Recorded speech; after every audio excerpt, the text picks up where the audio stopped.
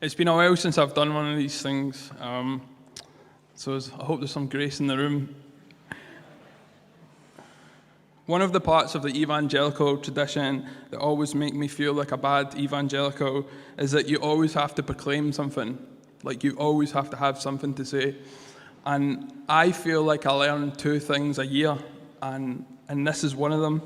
And you have to be prepared in season and out of season, and sometimes that's not the case.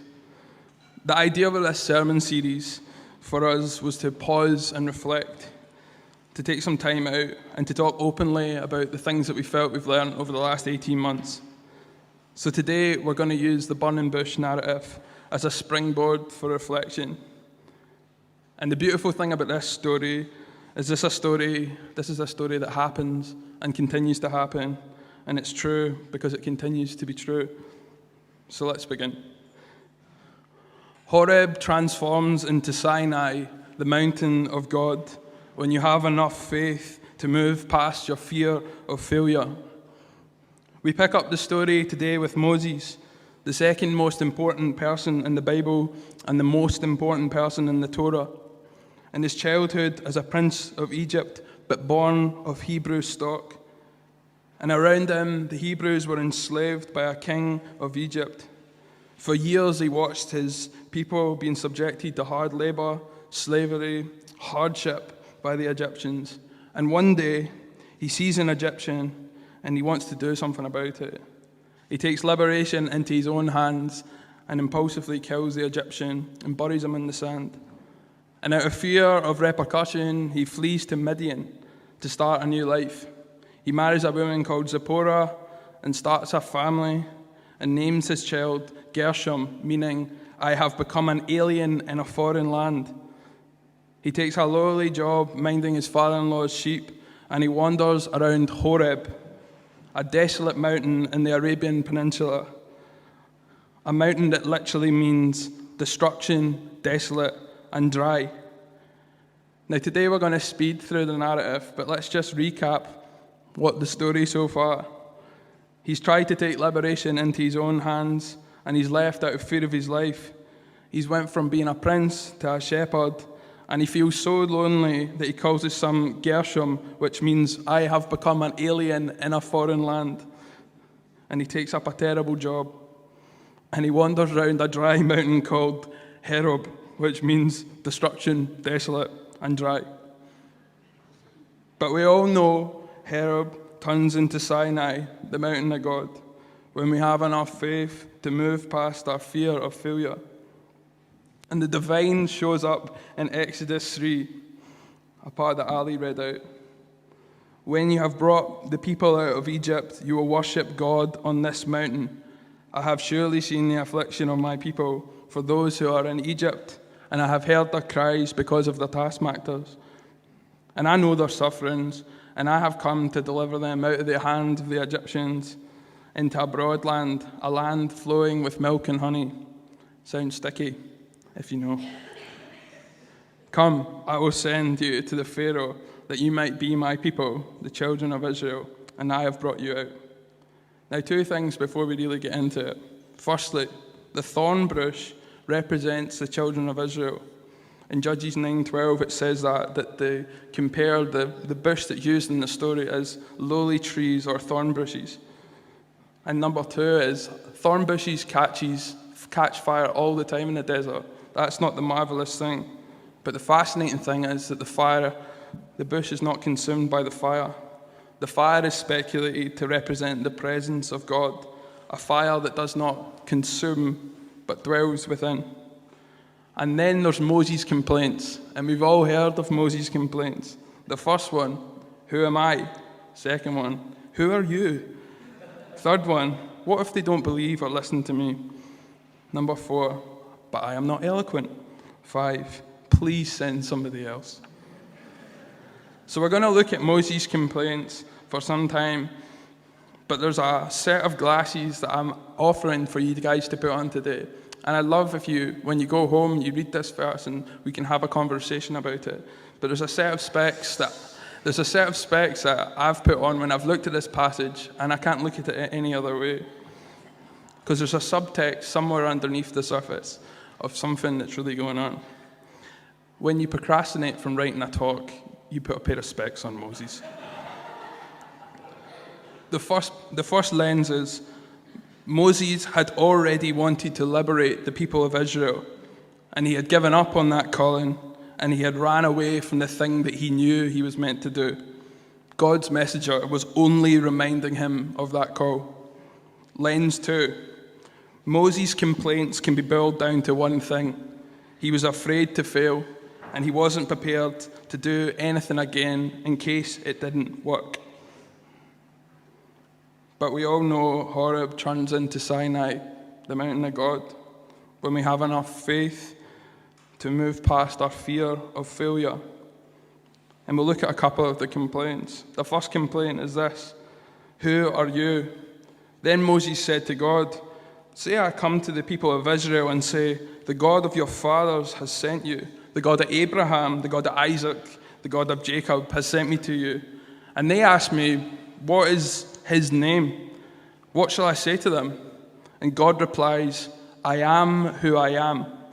And he said this to the people, tell them, I am has sent you. Now God defines himself as I am, eternally present, the one, the great eternal God. But it's more accurately translated as not just as I am, but I will be who I will be. Let me say that again. It's not just I am, but it's more accurately translated as I will be who I will be. So God says, I am the God who is and the God who will be. This is charged with today's promise and with future hope. The God who knows you now at the back end of nowhere important, and the God will be with you in Pharaoh's court. And it's charged into the whole Israelite story. Did you know that the first name of the Hebrew book, Leviticus, is not just Leviticus, it's Vayikra, and that means God continues to speak. It's woven within the tradition of the Hebrew stories that I will not just be with you now, but I will be with you as you pass through the waters, and as you walk through the fire, you will not be burned. And it's baked into all the story that they are. Moses is confronted with a God who knows he will go with him and knows it's the thing to do.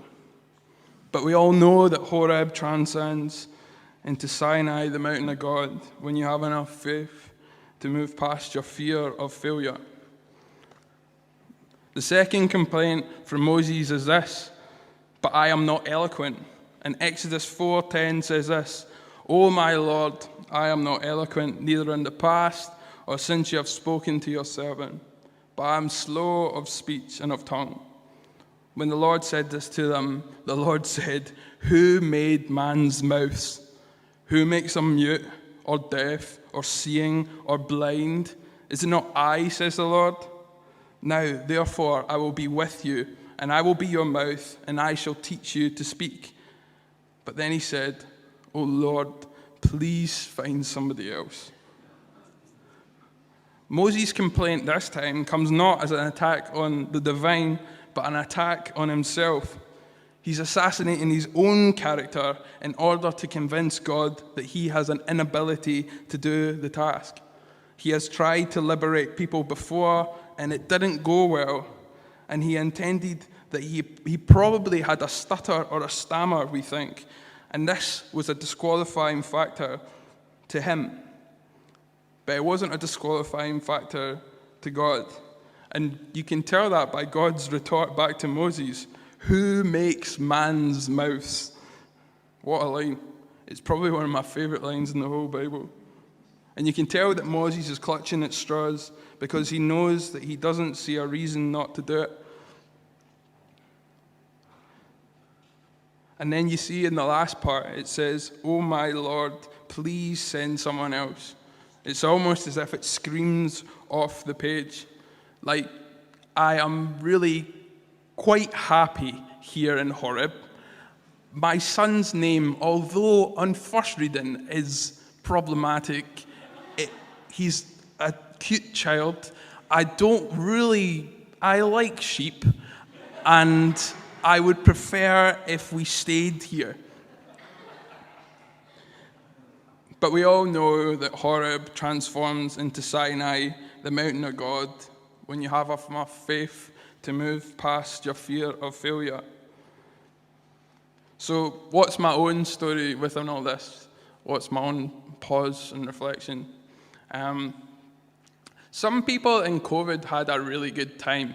Like, they read that book that they were always going to read, and they bought that dog that they always wanted to buy, and they repaired that relationship that they always wanted to repair. I just survived, and for an extrovert, it's a death sentence when you get told to stay in your house. And there's many things in life that I wouldn't wish upon people, but if you're a youth worker here, you would know that you would never wish upon someone an online youth club on anybody. And it really gave me a wobble. The whole COVID stuff really gave me a wobble. I'm still wobbling. And as a result of that, as I was doing online youth clubs and just hating it, I thought, what else could I do that wasn't this? And because this is terrible. And as a result of that, I was just I enjoyed being outside, and I enjoyed doing different stuff, and I thought, everything that I've ever done has been so immaterial. Like walking incrementally with young people, you can't quite hold on to it. So I had a random idea, and I thought, well, maybe I can do this tree surgery stuff, because I was fascinated by the idea that you could, at the end of the day, you've done something. You can see it. That tree is no more because of me. So I signed up to this 4-week course, tree surgery course in Dumfries, and I had some time off work because of COVID and working in different ways. I just had some time accrued, so I took some time off to do it. And I had ideas of grandeur about what this would be like, and how I'd just pick up these tickets and do these wee tests, and it would be fine. And it was absolutely terrifying.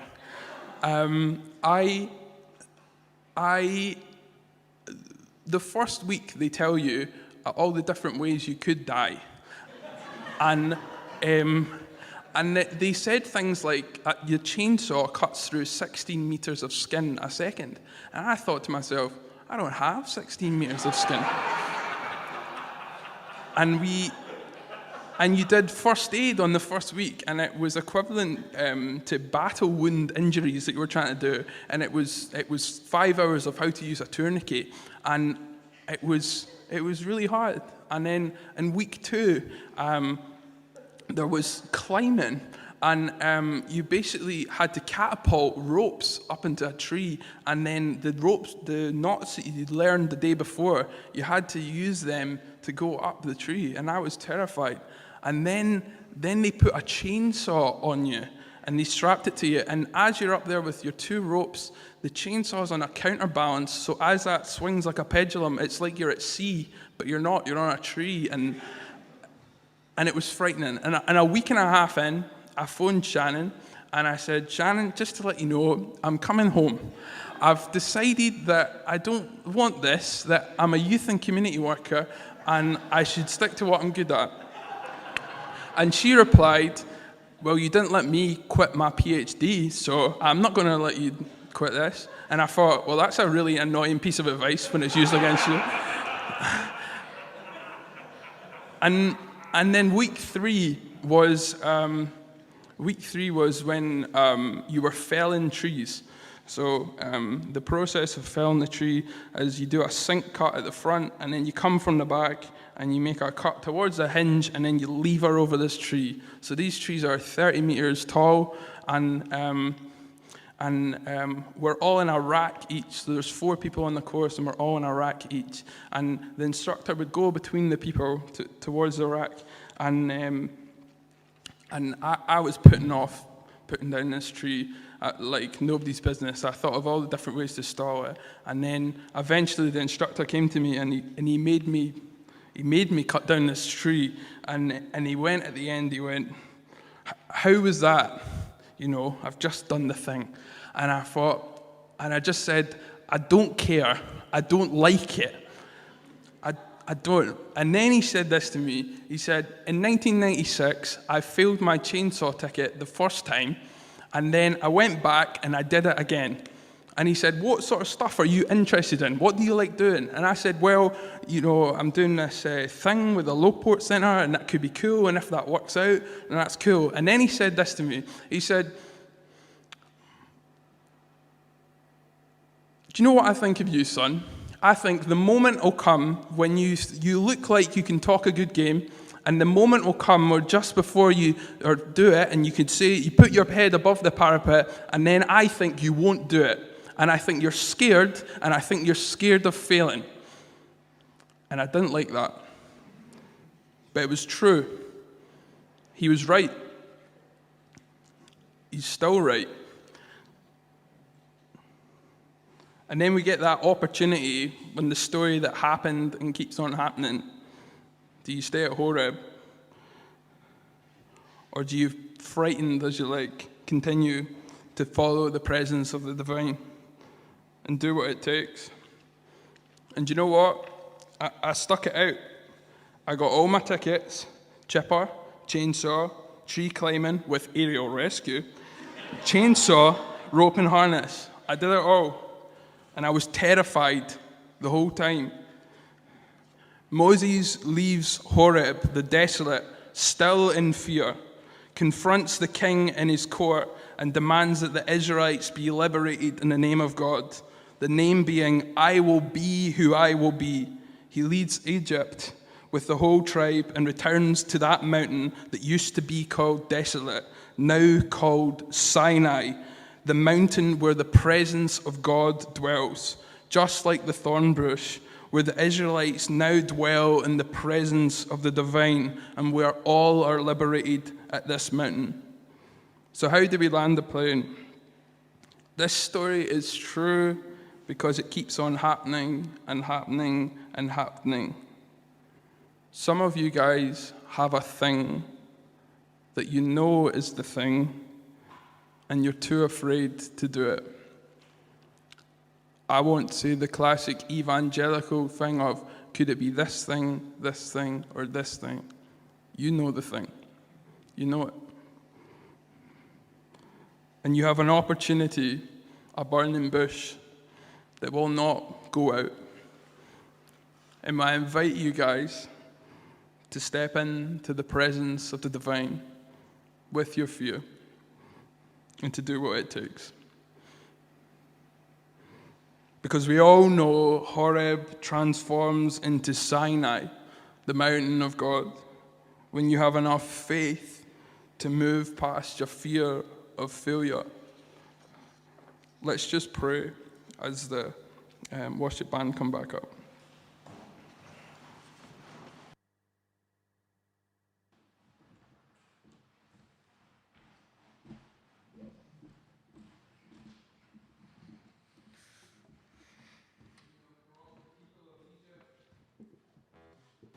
You will worship God on this mountain. Surely I have seen the affliction of my people in Egypt, and I have heard their cry because of their taskmasters.